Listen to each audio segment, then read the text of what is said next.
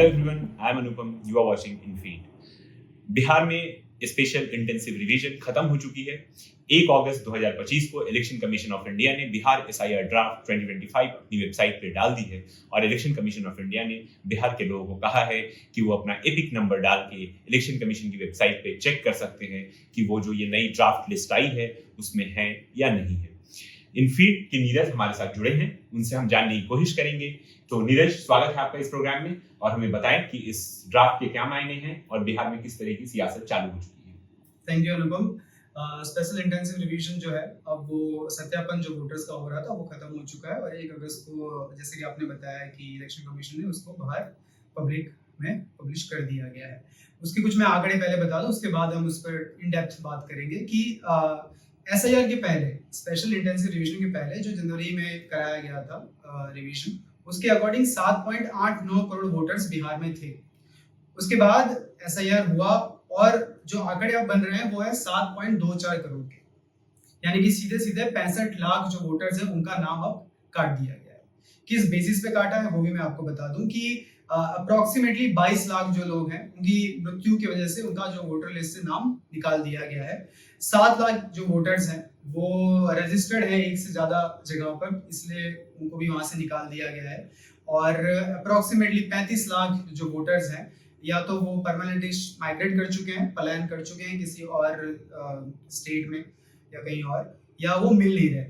ये ओवरऑल एक बहुत बड़ा आंकड़ा है कि 65 लाख वोटर्स को है वो निकाल दिया गया है इस लिस्ट। बिल्कुल 65 लाख वाले फिगर पे हम आएंगे, लेकिन उससे पहले हमें बताएं कि क्या कुछ बिहार के ऐसे रीजन्स हैं या कुछ ऐसे सीट्स हैं जो ज्यादा जिन पे असर पड़ा है, जहां से ज्यादा काटा गया है, या ऐसी कोई डेटा नहीं है जिससे हम ये इस कंक्लूजन पे पहुंच सके। अनुपम, एक तो इलेक्शन कमीशन जिससे डेटा निकाला है, बड़ा ही मुश्किल है कि इसको बड़े कम समय में इसको समझ पाना कि किस तरह से वोट काटा गया है, किस तरह से ये एसआईआर किया गया है। लेकिन हमारे पास कुछ डेटाज हैं, डिस्ट्रिक्ट वाइज डेटा है, जिसमें बहुत ही आश्चर्य करने वाले आंकड़े सामने आए हैं कि जैसे कि हम ले ले मिथिलांचल रीजन है, उसके अंदर मधुबनी, उसमें 10.44% के अराउंड वोटर्स को हटाया गया है।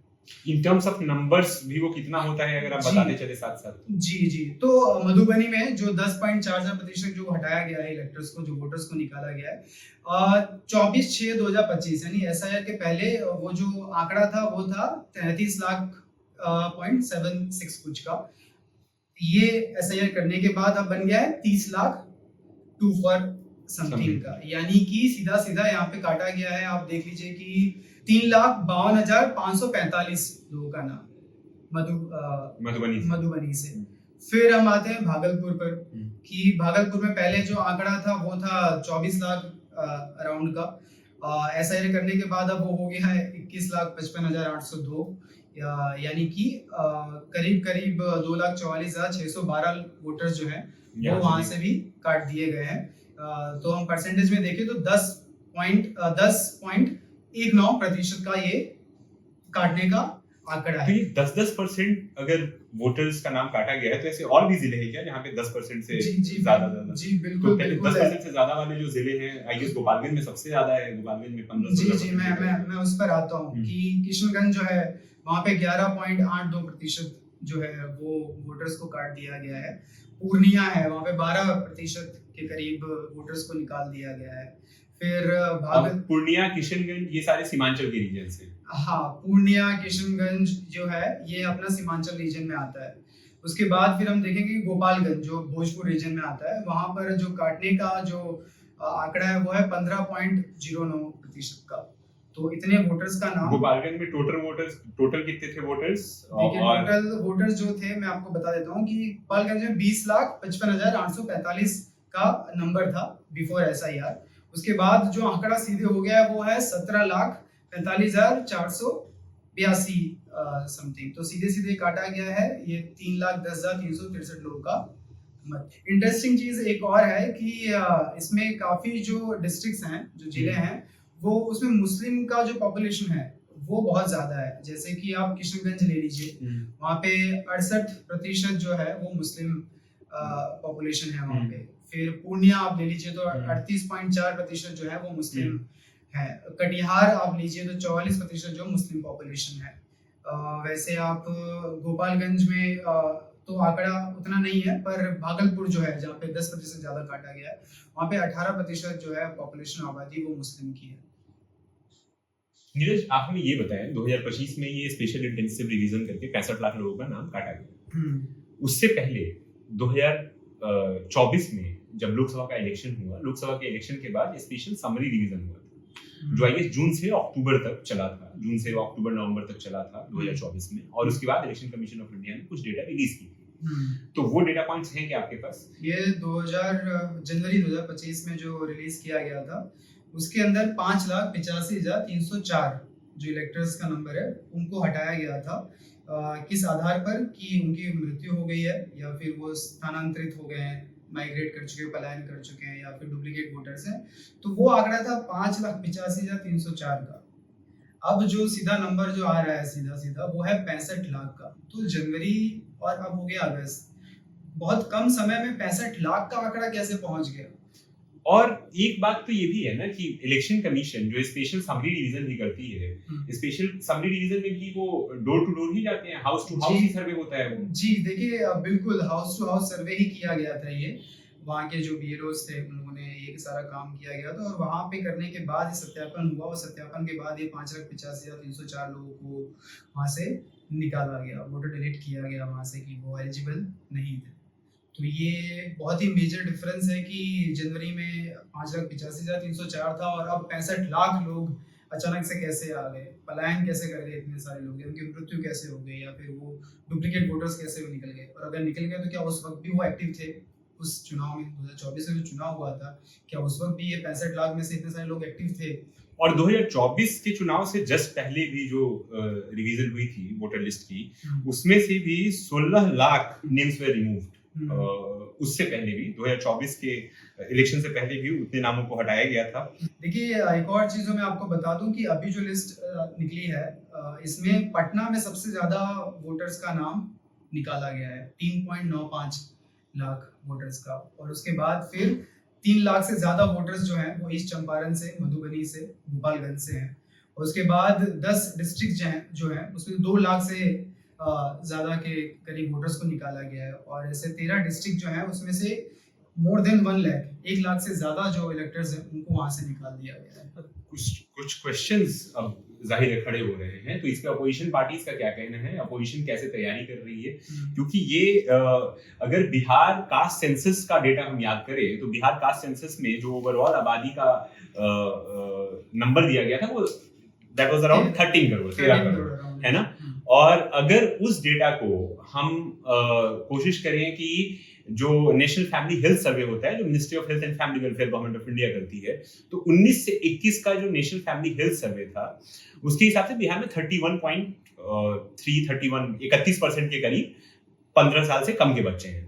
ठीक, 15 से 17 साल वाले जो बच्चे हैं वो 6 से 7% के करीब होंगे। और तो अगर ये सारा फिगर मिला भी लिया जाए तब भी 4 करोड़ ये टोटल होंगे। लेकिन जो एडल्ट पॉपुलेशन है बिहार का एडल्ट पॉपुलेशन एनीवे 9 करोड़ तो होना चाहिए। अगर वो 13 करोड़ वाला फिगर, अज्यूमिंग कि दैट फिगर वाज राइट, जो कि कास्ट सेंसस था। देखिए, टोटल पॉपुलेशन 13 करोड़ के आसपास है, तो 7.89 करोड़, 7.24 करोड़ को तो जोड़ दिया गया है। इसके बाद इलेक्शन कमीशन ने कहा है कि इसके बाद भी जो अभी नए वोटर जो जुड़ना चाहते हैं, 18 साल की उम्र हुई होगी, 17 साल की उम्र क्रॉस कर दिया है, तो वो अभी नाम दे सकते हैं। तो वो शायद कुछ वोटर्स का नाम शायद जुड़ेगा, लेकिन जो मोटा मोटी जो आंकड़ा है वो साफ साफ यही कहता है कि 8.31% का जो वोटर्स का जो आंकड़ा है ना ओवरऑल, उनको अब इलेक्शन कमीशन ने अब उस वोटर लिस्ट से निकाल दिया है। इलेक्शन कमीशन भी प्रोजेक्शन करती है। इलेक्शन कमीशन के प्रोजेक्शन का ये है कि डेमोग्राफिक मॉडलिंग से वो प्रेडिक्शन करते हैं फॉर्मेट 3B में। जनरली स्टेट के जो चीफ इलेक्शन ऑफिसर्स होते हैं वो जो इंफॉर्मेशन है वो डालते हैं वेबसाइट पे। तो अगर बिहार, ओडिशा और यूपी, अगर तीनों जगह का प्रोजेक्शन और उसके बाद total number on electoral rolls देखा जाए, तो मैं आपको समझाने की कोशिश कर सकता हूं कि उसमें टोटल जो प्रोजेक्शन है इलेक्शन कमीशन का वो कितना है, जो टोटल नंबर इलेक्टोरल रोल पे आया है वो कितना है, और इस दोनों के बीच में अंतर कितना है। तो अगर हम यूपी में चलें तो यूपी में 2024 में प्रोजेक्शन था इलेक्शन कमीशन का 15.7 करोड़ एडल्ट का, 15.7 करोड़, उसमें एक्चुअल इलेक्टर्स जो जिनका नाम इलेक्टोरल रोल पे आया वो था 15.44 करोड़। मतलब जो गैप था वो 1.7% का गैप था। ओडिशा में प्रोजेक्टेड वोटर्स थे 3.3 करोड़ 2024 में, और जो एक्चुअल इलेक्टर्स लिस्ट जब आई उसमें एक्चुअल इलेक्टर्स का जो नंबर आया वो 3.37 करोड़ था। तो वहां पे ऑलमोस्ट 0% गैप था। तो प्लस माइनस 3% का गैप तो चलता है, बट ये 10% गैप तो is a huge gap. Gap तो है, पर मैं यही है कह रहा हूँ कि जो 7.24 करोड़ का वोटर्स का नाम आया है, ये इसमें और शायद जुड़ सकते हैं, क्योंकि अभी कुछ कंप्लेंट्स भी जाएगी, अलग अलग पॉलिटिकल पार्टीज कंप्लेन करेंगी, या कुछ जो लोग हैं शायद वो छूट गए हैं, उनका गलत सत्यापन हुआ है, फॉर्म नहीं भराया गया है, या फिर गलत भी उन्होंने इन्फॉर्मेशन दे दी है तो वो कट गए, या फिर जो नए वोटर जुड़ेंगे उनका जुड़ना शुरू होगा। लेकिन ये जो इतना बड़ा गैप है, मुझे नहीं लगता है कि इतना बड़ा गैप फिल होगा, लेकिन कुछ नंबर्स शायद बढ़ेंगे। 4.24 करोड़ जो है उसमें से कुछ नंबर और जुड़ेंगे वोटर्स में। पर अभी फिलहाल में जो ये आंकड़ा आ रहा है वो बहुत ही शॉकिंग है कि 65 लाख वोटर जो है आपने सीधा जनवरी से और अगस्त के बीच में आपने इसको निकाल लेकिन नीरज ये तो पहली लिस्ट है, अब यहाँ से तो और लोगों का नाम कटने ही वाला है जो डी वोटर्स में मार्क्ड हैं। उनमें भी अगर आप अगले 1 महीने के अंदर में दस्तावेज नहीं दे पाए तो उधर से भी तो नाम कटने ही है, वो भी कटने वाला है। और जैसे कि हम ट्विटर पे देख रहे थे कि कुछ लोग अपना बता रहे थे कि नॉट रिकमेंडेड बाय बीएलओ, आपने भी उसको देखा होगा। कई जगह से मैं खुद कहानियां सुन रहा हूँ कि एक ही परिवार में 4 लोग रहते हैं, उसमें से किसी एक को किसी और बूथ पे दे दिया, हाउस नंबर किसी का बदल गया, किसी का कुछ बदल गया, किसी का कुछ बदल गया। इसमें क्या हुआ है ना अनुपम कि जब ये एसआईआर शुरू किया गया था तो इलेक्शन कमीशन का एक और एम था कि जो बूथ्स हैं उसमें और बूथ्स ऐड किया जाए और कुछ एक नंबर रखा जाए हर एक बूथ पर, तो उस नंबर से आप ज्यादा क्रॉस नहीं कराओगे उस बूथ पर।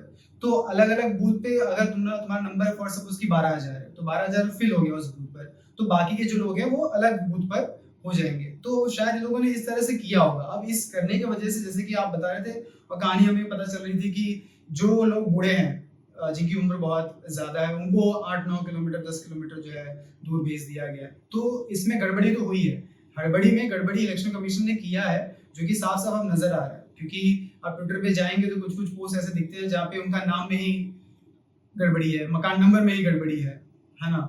तो ये सारी समस्या तो है बिल्कुल। तो जाहिर है जब इतने मसले सामने आ रहे हैं खुल के तो इसमें राजनीति भी एकदम गर्म हो गई होगी। देखिए अभी इससे बीजेपी खुल के तो सामने नहीं आ रही है। एसआईआर शुरू हुआ था तब भी उन्होंने विरोध नहीं किया था, एसआईआर खत्म हो गया उसके बाद भी वो विरोध नहीं कर रहे हैं।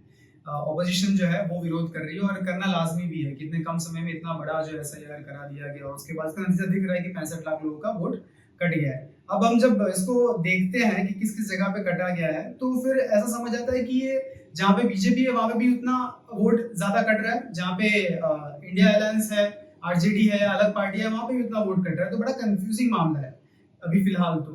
लेकिन एक चीज ये हुई है कि राहुल गांधी ने अभी ये कहा है कि उनके पास फुल प्रूफ है उनके पास कि इलेक्शन कमीशन कोई भारी गड़बड़ी कर रही है और वोट चोरी का काम कर रही है। ये देखने वाली बात होगी कि राहुल गांधी के पास क्या है फिलहाल, कांग्रेस के पास क्या है और वो क्या रखने वाली है, ताकि ये बात सामने आएगी कि इलेक्शन कमीशन जो है वोट चोरी कर रही है बीजेपी के लिए। दूसरी चीज ये कि जितने लोगों ने पेटिशन दायर किया था, 10 लोगों ने जो सुप्रीम कोर्ट में पेटिशन दायर किया गया था, उधर जितने भी पेटिशनर्स हैं अब इस डेटा पर काम कर रहे हैं, बिकॉज ये बहुत ही ह्यूज डेटा है। और सेकंड इज कि इलेक्शन कमीशन ने जिस तरह से इसको डेटा को निकाला है, आसान नहीं है इसको 1-2 दिन के अंदर खत्म कर देना, क्योंकि अब जो पेटिशनर्स हैं, चाहे वो योगेंद्र यादव हो या एडीआर हो, वो अब ग्राउंड पर उतरेंगे, अपना सर्वेक्षण करेंगे, किसका नाम कटा है, किसका नहीं कटा है, गलत कटा है, सही कटा है। तो इसमें समय लगेगा, तो जो ऑपोजिशन है वो टाइम लेगी इस मामले में। और अनुपम, सुप्रीम कोर्ट, आपको याद हो कि सुप्रीम कोर्ट ने कुछ दिन पहले ही ये कहा था कि अगर भारी मात्रा में ऐसा ये वोटर डिलीशन होगा तो वो इंटरफेयर करेंगे। तो ये भी देखने वाली बात होगी कि सुप्रीम कोर्ट 65 लाख जो वोटर्स है उसको एक भारी मात्रा में समझती है कि नहीं समझती है। पेटिशन दायर किया जाएगा तो सुप्रीम कोर्ट का क्या फिर कहना होगा। तो फिलहाल पॉलिटिकली और सुप्रीम कोर्ट का क्या कहना है, फिलहाल ये सिचुएशन है इस मामले को लेकर। जाहिर है इस पॉलिटिकल टेम्परेचर में हमें देखना है कि बिहार में इलेक्शन कैसे होंगे, कितने मेसी होंगे और कितने इंक्लूसिव होंगे। इलेक्शंस कभी भी बहुत परफेक्ट तो नहीं हुए हैं, लेकिन वो हमेशा इंक्लूसिव रहे हैं। अब जब 10% से ज्यादा लोग जो एडल्ट पॉपुलेशन है बिहार का, उनका नाम इलेक्टोरल रोल में नहीं है। तो अब इलेक्शन कमीशन की ये बहुत बड़ी जिम्मेदारी है कि वो अश्योर करे कि ज्यादा से ज्यादा लोग इलेक्टोरल रोल पे फिगर करें और ज्यादा से ज्यादा लोग जो डेमोक्रेसी का लार्जेस्ट फेस्टिवल है वोटिंग, उसमें वो जाके अपने एडल्ट फ्रेंचाइजी का सही से निर्वहन करें।